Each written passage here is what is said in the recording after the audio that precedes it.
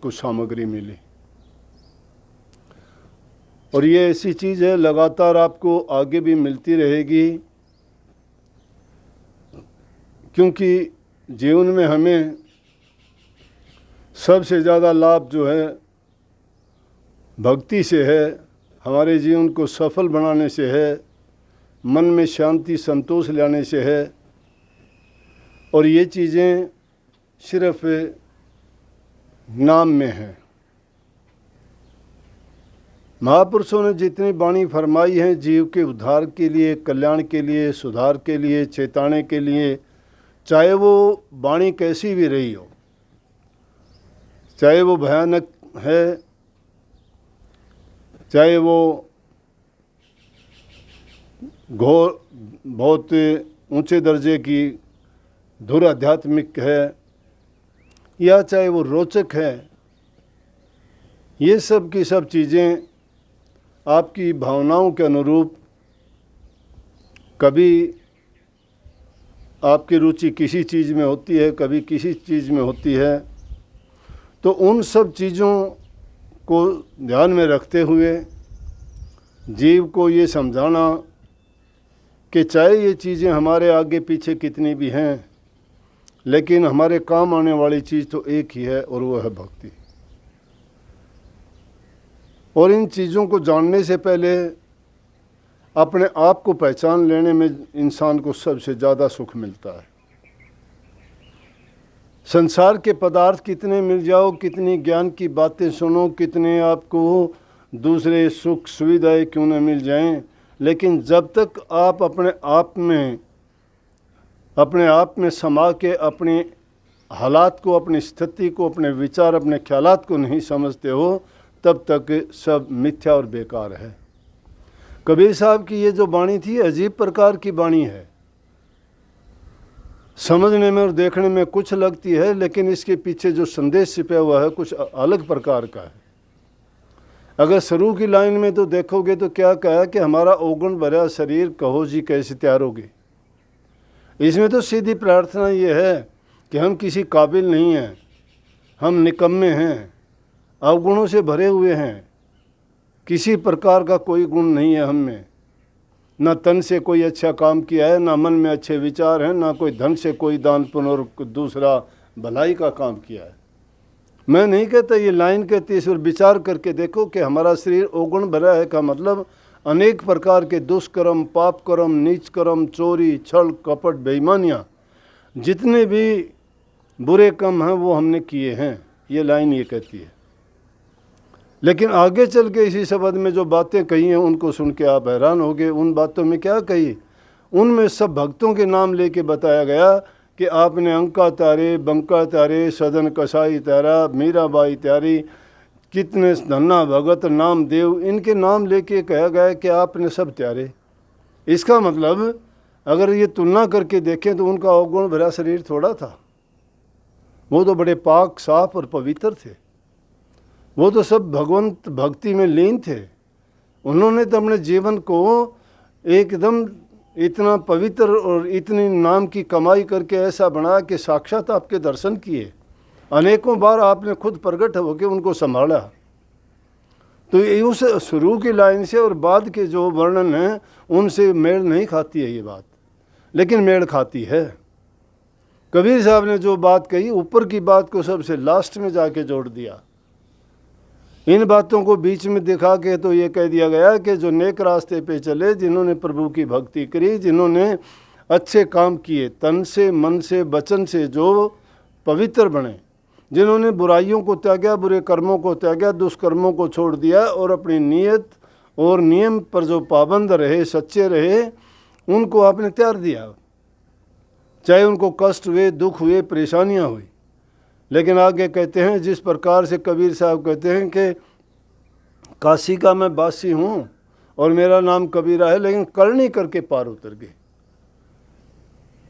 शुरू की लाइन को करनी के साथ जोड़ दिया कि जिन्होंने करनी की उन्होंने तो अपने जीवन को सफल बना लिया। इसलिए जो हमारे अवगुण भरे पड़े हैं उन अवगुणों को हम त्याग के अगर करनी करें, लेकिन वो अपनी पहचान अपना आप करने के लिए बोलते हैं, कि हमारा अवगुण भरा हुआ शरीर, इंसान अपने अवगुणों को खुद पहचाने कि मेरे अंदर अवगुण कितने हैं, क्या मैं सच्चा हूँ, क्या मैं भक्ति के काबिल हूँ, क्या मैं गुरु का भक्त हूँ, क्या मैं गुरु की आज्ञा में चलता हूँ, क्या मैं गुरु के नियम का पालन करता हूँ, क्या मैं सच्चे दिल से चाहता हूँ कि मेरा कल्याण हो, या दुनियादारी की चीज़ों के पीछे भागता हूँ। क्या मैं मन का गुलाम नहीं हूँ, मन जो कहता है वो करता हूँ। क्या मुझे संसार के पदार्थों की भूख नहीं है, क्या मेरी तृप्ति हो चुकी हर चीज़ से, क्या मैंने कामनाओं पर काबू कर लिया है। अगर उन चीज़ों पर मैंने काबू नहीं किया है तो अवगुणों से अभी भरा हुआ हूँ मैं। और जब वो गुरु के सामने अपील करता, बताओ मुझे कैसे त्यारोगे जब इतने अवगुण से भरा पड़ा हूँ मैं, लेकिन आप त्यार सकते हो मुझे, क्यों कि मेहनत मेरी होगी, रहमत आपकी होगी।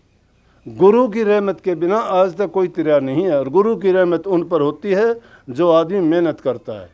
मेहनत करने वाला कौन होता है? जो गुरु, बड़े माँ बाप और बुज़ुर्गों की शिक्षा के अनुसार चलता है, वो मेहनत करता है।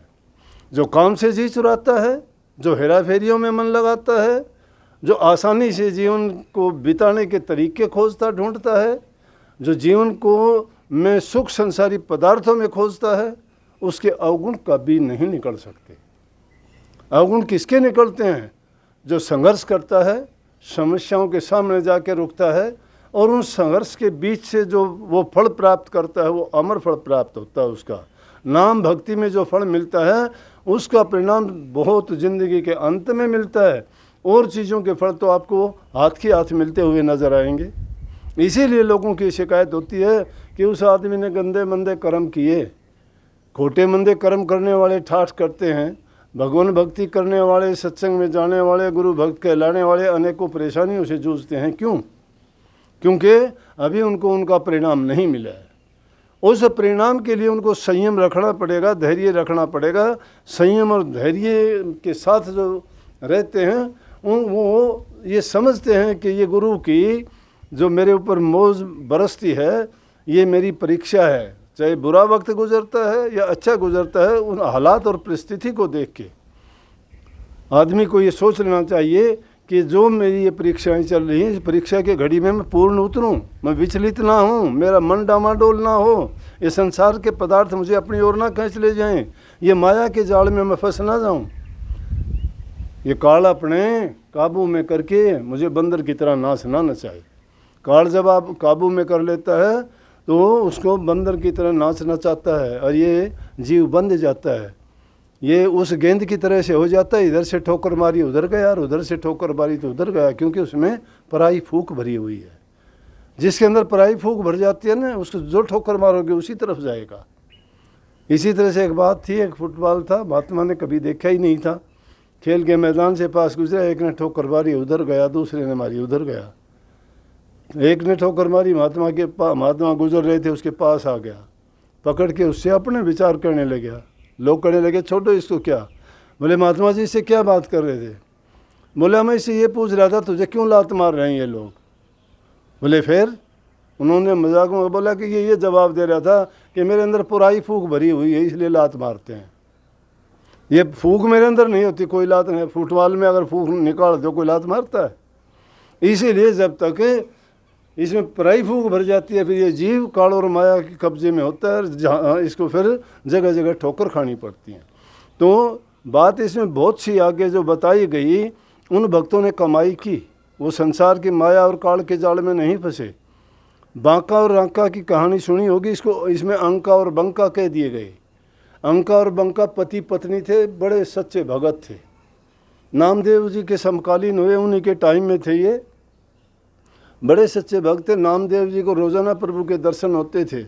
एक दिन नामदेव जी कहने लगे, जी आप भी बड़े निर्दयी और कठोर हो, आपके ऐसे ऐसे भक्त हैं बेचारे, लकड़ियाँ ला के गुजारा करते हैं, रात दिन आपका भजन करते हैं, क्या आप उनको धन्य नहीं कर सकते? कुछ उन पर दया नहीं कर सकते? थोड़ी उनको माया नहीं दे सकते जिसके कारण उनका जीवन अच्छी तरह बीते, रोजी रोटी चल जाए और वो आपका भजन भी आसानी से करें? कहने लगे, अरे नामदेव मैं तो पता नहीं क्या का क्या कर दूं, लेकिन वो भगत सच्चे हैं, उनको इस माया की ज़रूरत नहीं है, वो नहीं चाहते ये मुफ्त का और बेकार का कि उनको कुछ मिले। उनको अगर कुछ भी करोगे तो भी नहीं लेंगे। वो इसी में संतोष करते हैं कि उनका जो जीवन है उनको प्रभु की भक्ति मिले और किसी चीज़ की ज़रूरत नहीं। ने बोला नहीं, फिर भी आप कृपा करो। ने बोला अगर तुझे नहीं जस्ती मैं तसल्ली करवाता हूँ, चल। अगले दिन गए जाके तो रास्ते में क्या करा कि एक मोरों से भरी हुई थैली रास्ते में डाल दी। बांका नाम क्यों था? वो जन्म से ही बांका पैदा हुआ था, शरीर में बंग था, इसलिए नाम उसका बांका डाल दिया। शादी उसकी रंका के साथ हुई, इसके लिए उनका नाम राका और बांका पड़ा। थे दोनों पति पत्नी थे। रास्ते में जा रहे थे, आगे आगे बांका चल रहा था, पीछे पीछे उसकी पत्नी थी। उसने देखा मोरों की थैली पड़ी है, देख के समझ गया कि माया ने अच्छा खेल रचा आज तो। रास्ते में ही किसी ने डाल दी, ये लूटने के लिए आई है, क्या करूं अब मैं। उसने देखा पीछे पीछे पत्नी, यार ये स्त्री की जाति है, कभी उसका मन डावाडोल हो जाए, मैंने तो पहचान लिया, और कभी इसको देख के वो कभी फिसल जाए और इसको उठा ले। इसलिए क्या किया उसने, पैर से मिट्टी डालनी शुरू कर दी कि दूर है। जब तक हाथ से डालता तो पूछती, पैर से मिट्टी डालने लगी। वो उसने दूर से ही देख ली थी कि मोरों की थैली पड़ी और उसमें मिट्टी डाल रहा। पास में आके कहने लगी क्या कर रहे थे आप? बोला ना कुछ नहीं, ऐसे ही मिट्टी। बोले आप मिट्टी पे मिट्टी क्यों डाल रहे थे? नामदेव जी परमात्मा लुक छिप के देख रहे थे। बोले हाथ लगाया नामदेव से, कहने लगा नामदेव देख ले, अब पति तो था वो था, पत्नी क्या कहती है कि पति मिट्टी पे, पति देव मिट्टी पे मिट्टी क्यों डाल रहे थे आप? ये भी मिट्टी है। बोला धन्य है तुम। बोला मेरे से भूल हो गई। अपनी पत्नी से कहता हाथ जोड़ के, मेरे से भूल हो गई, तू मेरे से आगे निकल गई कि तूने भी इसको अगर मिट्टी माना है तो मैं धन्य हो गया, मेरा जीवन सफल है। जो संसार के पदार्थों को जिनने मिट्टी माना है, जिसके लिए हम भागते फिरते हैं, जिनके लिए लोगों के गले काटते हैं, जिनके लिए झूठ कपट बेईमानियाँ करते हैं, जिनके लिए अपना ईमान बेच देते हैं, उसको संत महापुरुषों ने मिट्टी माना इस माया को, और देख के हैरान हो गए। लेकिन यहाँ तक भी बात नहीं रुकी। ऐसे ही नाम नहीं हुआ, रंका बंका के गीत गाते हैं। आगे जंगल में गया तो उन्होंने क्या किया, सूखी लकड़ियाँ थी वो तोड़ के और उन्होंने गट्ठर बांध दिया कि चलो इनको परेशानी होती है, आज इनको लकड़ियाँ टूटी मिलेंगी और ये लेके चले जाएंगे, इनको बीननी नहीं पड़ेंगी, चुगनी नहीं पड़ेंगी, ढूंढनी नहीं पड़ेंगी। तो जब उन्होंने देखा सब लकड़ियाँ सूखी जितनी पहले दिन देख के गए थे वो तो सब किसी ने इकट्ठी करके रख रखी हैं। जंगल में घूम फिर के आगे और उनको कहीं लकड़ियाँ सूखी नहीं मिली, उन लकड़ियों को हाथ नहीं लगाया। वापिस आगे जब कहने लगे कि ये देख लिया, ये तो अच्छे की बजाय पाप और चढ़ गया कि ये लकड़ियाँ लेके जो जाते थे उससे रोजी रोटी कमाते थे, आज वो लकड़ियाँ इसलिए नहीं लेके आए, ये किसी और की हैं। जब नामदेव जी कहने लगे कि धन्य हैं कि सच्चे भक्तों की कहानी, उनके जीवन, उन ये तो मेरे से कहीं आगे हैं, मेरे क्या ये नहीं पता था, प्रभु मुझे माफ़ करो। इसलिए नाम आया कि अंका त्यारे बंका त्यारे, त्यारे सजन कसाई। सजन कसाई का नाम जरूर लिया जाता, कसाई है, कसाई वाले कर्म कसाई था वो। और महापुरुषों ने तो फरमाया है, कहा है कि हमसे अच्छे जात कसाई, हम कर्म कसाई रहे। हमसे अच्छे वो इंसान हैं जो जात के कसाई हैं, कर्म के कसाई हैं हम। जब खोटे मंदे कर्म करते हैं, जिंदा इंसान को दुख देते हैं, वचन से बुरा बोल के देते हैं, उनको लड़ाई झगड़ा करके देते हैं, उनकी निंदा चुगली करके देते हैं, उनको किसी न किसी प्रकार से तन से मन से जब कष्ट देते हैं, हम कसाई हैं। कसाई वो होता है जो दूसरे को कष्ट देता है, दूसरे जीव को दुख देता है। तो कहते हैं कि हमारे से अच्छे तो जात कसाई हैं, जिनकी जाति तो कसाई की है लेकिन कर्म अच्छे करते हैं। तो सजन कसाई जी की भी यही बात है कि वो मांस बेचता था, जीव मारता था, लेकिन सच्चा और ईमानदार था। एक दिन कहते हैं कि राजा के या किसी साहूकार आदमी के मेहमान आ गए रात के समय में, तो उसके पास उन्होंने नौकर को भेजा और कहने लगे सजन कसाई से जाओ गोश्त लेके आओ, हमारे मेहमानों के लिए खाना बनाना है। जब वक्त नहीं था तो उस टाइम पे कहते हैं एक बकरे के लिए जब ज़्यादा उन्होंने कहा, सजन कसाई ने इनकार भी किया, भाई रात का टाइम है, इस टाइम पे मैं नहीं काटता। लेकिन जब उनको जाके कहा गया कि ये वो है, बड़े आदमी हैं, तो सजन कसाई जब छुरी लेके और एक बकरे को थोड़ा सोचा कि शरीर में से कहीं से मांस काट लूँगा, जब मांस काटने के लिए गया तो कहते हैं बकरा बोल पड़ा, कहने लगे सजना आज ये नया काम ना कर, तेरा और मेरा हिसाब बराबर हो चुका है, तूने मेरा मांस पहले कभी लिया था, मैंने तेरा ले लिया था, अब हम बराबर हैं, लेकिन आज तू जो नया काम करेगा तो तुझे देना पड़ेगा। उसी टाइम छुरी फेंक दी सजन कसाई ने, और उसी टाइम पे वो फेंक के आप तीर्थों के लिए निकल लिया। लेकिन आगे के जीवन की उसकी बहुत बुरी घटना हुई है।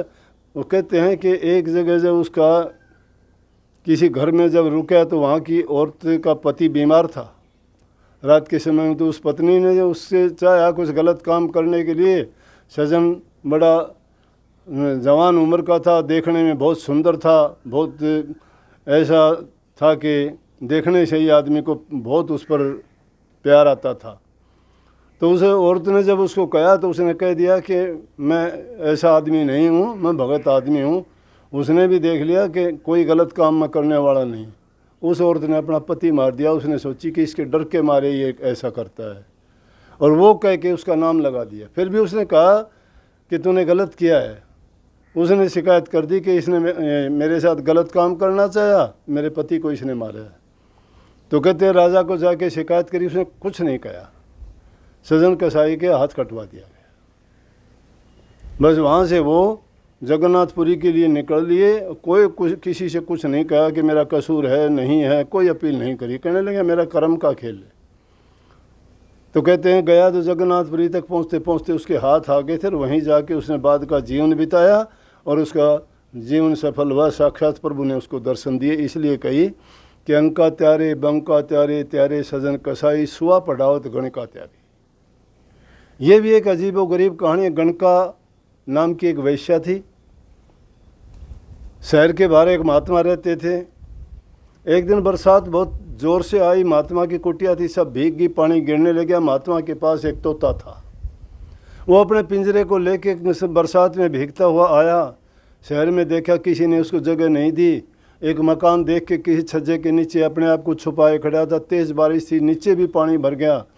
भीगा हुआ वैसे था, वो कांपने लग गया। ज़्यादा उम्र थी, ऊपर से वैश्या की नौकरानी थी। उसने उसको कहा, गणका की नौकरानी ने, कि एक बुज़ुर्ग महात्मा जी आए हैं और वो बारिश के कारण ठिठुर रहे हैं बेचारे, और वो बीमार पड़ने के काबिल है, एक तोता है उसके हाथ में। कहने लगी उसको ऊपर ले आओ। जब इंसान का अच्छा वक्त आता है तो हालात उसके सारे के सारे उसके फेवर में हो जाते हैं, उसके हक में परिस्थितियाँ हो जाती हैं। महात्मा जी ऊपर गए, जाके बैठे। उसने कपड़े उसके बदलवाए, गीले कपड़े उतरवा दिए। तोता था, उसको भी उसने कुछ चुगा पानी दिया, वो भी बेचारा बच गया। महात्मा को तोता बहुत प्यारा था, उसको रखते थे, बोलने वाला तोता था वो। तो पूरी रात उसके कपड़े बदलवाए, महात्मा को खाना दिया, बिस्तर दिया। थका हुआ था, बारिश में भीगा हुआ था। और वैश्या ने सोचा कि मेरे पास कौन महात्मा आता है, ये भी परमात्मा ने कोई मेरी शुभ घड़ी, कोई अच्छा कर्म किसी जन्म में किया होगा। अब के तो खोटे कर्म मैं करती हूँ रोज़ाना, कितना पाप मेरे सिर पे है। लेकिन महापुरुष आए हैं, महापुरुषों की सेवा से कहते हैं कर्म कटते हैं। पूरी रात बैठी जगती रही और महात्मा के पैर दबाती रही। बुज़ुर्ग महात्मा थे, शरीर गर्म हुआ, उनको नींद आई, आराम हो गया, बहुत अच्छा। सुबह को जब दिन निकला, उसके बाद महात्मा से कहने लगी, महात्मा कहने लगे अब मैं जाऊंगा। बोले महात्मा जी मेरा भी उद्धार कल्याण होगा। बोला बेटी तेरा कल्याण, तूने मेरी सेवा की है, मैं बहुत खुश हूँ कि तूने मेरा जीवन, मेरा और तोते का भी जीवन बचा दिया। जब तोता बात करते हुए देखा, कहने लगा मेरा भी उद्धार होगा क्या, मैं इतनी पाप पढ़ूँ। हाँ बोला तेरा उद्धार होगा बेटी, राम राम का जाप किया कर। बोले राम राम का जाप तू कैसे करूँगी। बोला ये तोता रख ले और इसको पढ़ाया कर, तू इसको बोला कर राम राम। ये जब तू इसको बोलेगी तो तेरा उसी से कल्याण हो जाएगा। इसलिए उस तोते को पढ़ाने में वो लगी रही, तोते को बोलती रही राम राम राम राम। तोता भी बोला। इसीलिए कहीं ना कि सुहा पढ़ावत गणका त्यारी त्यारी मीरा बाई, कि वह गणका जो थी उस तोते के पढ़ावने में ही उसका कल्याण हो गया। उसने कोई नाम, कोई उपदेश, कोई शिक्षा, कोई उसने मंत्र नहीं लिया, लेकिन महात्मा की कृपा दृष्टि से। इसीलिए महापुरुषों का हुक्म ही शिष्य के लिए उसका कल्याण का कारक बनता है। तो उन्होंने उस तोते के पढ़ावने में गणका का कल्याण हो गया। आगे भी इसी प्रकार से ये कहानियाँ हैं, ज़्यादा ध्रुव की, प्रहलाद की, सब ने आपने सुन रखी होंगी। लेकिन उन सब का जीवन पर दृष्टि डाल के देखो, उन्होंने कितनी कमाई करी, कितने कष्ट सहे, कितने दुख उनके लिए आए, लेकिन वो प्रभु के नाम पर कितने पक्के रहे। कोई चिंता ही नहीं करी, कभी घबराए ही नहीं। हालात उनके चाहे कितने भी विरोध हुए, हालांकि उनको कितनी कितनी प्रताड़ना दी गई, उनके फिर भी अंत में उन्हीं की जीत हुई। इसलिए हमें भी ये चाहिए कि हमें जो नाम की दीक्षा मिली है, घबराना नहीं चाहिए। इस संसार के प्रलोभनों में आके, लालच में आके, अपने सुख के लिए, अपने आराम के लिए, अपने लालच के लिए, अपने स्वार्थ के लिए हमें कोई भी किसी भी ऐसी चीज़ में नहीं फंसना चाहिए कि जिसके कारण हमारा ये मनुष्य जीवन का बहुमूल्य समय गुजर जाए और हमारे पल्ले कुछ नहीं और चलते वक्त हम पछताएं कि जो करना था नहीं किया। क्योंकि ये चीज़ें तो बड़े बड़े राजे महाराजा, बड़े बड़े धनाढ़ थे, वो सब छोड़ के गए। जिनके लंबे चौड़े परिवार थे वो भी देखते रह गए। किसी की जबान नहीं फटी, आंखों से देख के पानी बहता रहा कि देखो मैंने ज़िंदगी में क्या किया, जो किया वो सब का सब यहीं रह गया। लेकिन ये बात बड़ी अंत में बड़ी मुश्किल से समझ में आती है जब तक अपने पर नहीं गुजरती है, नहीं मानता। लेकिन संतों ने ये चीज़ें अपने अनुभव के आधार पर संसार के जीवों को इसलिए समझाई कि उन्होंने इस चीज़ का अनुभव किया है, वो इस चीज़ को जानते हैं, क्योंकि प्रभु ने उनको चेताने के लिए ही जीवों को समझाने के लिए संसार में भेजा है। जितने भी कारोबार संसार के हैं, ईमानदारी से, सच्चाई से उसमें बरतो। जितनी भी जिम्मेवारियां हैं उनको ठीक ढंग से निभाओ। लेकिन ये कभी भी ना भूलो कि हमारा कल्याण किस चीज़ में है। हमारा कल्याण तो प्रभु के याद करने में है, नाम भक्ति करने में है। अपना जीवन तो उसी में सुखी होगा, उसी से हमारा कल्याण होगा और उसी से हमारे पापों का नाश होगा। तो इसलिए ये बात पूछने की ज़रूरत ही नहीं है। हमें हमारा ओगण भरा शरीर तभी तर सकता है और नाम रूपी दवाई का जब गाढ़ा बना के उसका सेवन करते रहेंगे, सभी बीमारियां उससे बाहर आ जाएंगी और हम उससे बिल्कुल निरोगे हो जाएंगे, सब रोग दूर हो जाएंगे और सच्चे होकर मालिक के दरबार में जगह और ठोड़ पाएंगे, जिससे इस जीव को सदा के लिए शांति मिलेगी, सुख मिलेगा और बार बार संसार में इसके आने का रास्ता बंद हो जाएगा। इसलिए कभी भी नाम से ना करने की भूल ना करना, इसको हमेशा याद रखना। उसके साथ छल कपट बेईमानी नहीं चलेगी। छल कपट कर किससे करते हो? अपने आप से करते हो, अपने आप को ठगते हो, अपने आप को लूटते हो, अपने आप को धोखा देते हो। अपने आप को सुधर जाओगे, तुम्हारे लिए सारी दुनिया सुधर जाएगी। अपने समझे समझ यार, अपने बिगड़े बिगड़ेगा सब काम। अपने आप को समझा लो, सारा काम आपके लिए सही होगा। सबको बहुत बहुत आशीर्वाद। राधा स्वामी।